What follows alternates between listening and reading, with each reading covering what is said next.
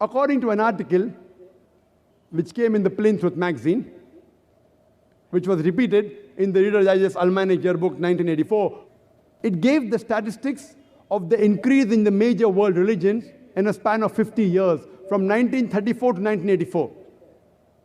And number one religion which increased the maximum was Islam, 235%. Christianity, only 47%. I'm asking the question, which war took place in the span of 50 years, from 1934 to 1984, which forced millions of human beings to accept Islam? Which war? Which sword? It's a sword of intellect, sword of reasoning. Today, according to statistics, the fastest growing religion in America and USA is Islam. The fastest growing religion in Europe is Islam. I'm asking the question, who is forcing these Americans to accept Islam? Who is forcing the Europeans to accept Islam?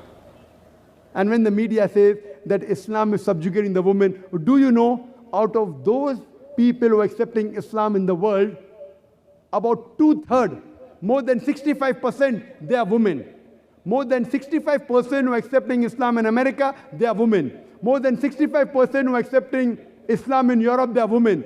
I'm asking you the question, if Islam subjugates the woman, then why are the American women accepting Islam? Why are the European women accepting Islam? Why are the Indian women accepting Islam? Why? Because Islam has the solution for the problem of womankind. They have seen the world. When they see the world, they find that Islam is the only solution for the problems of womankind.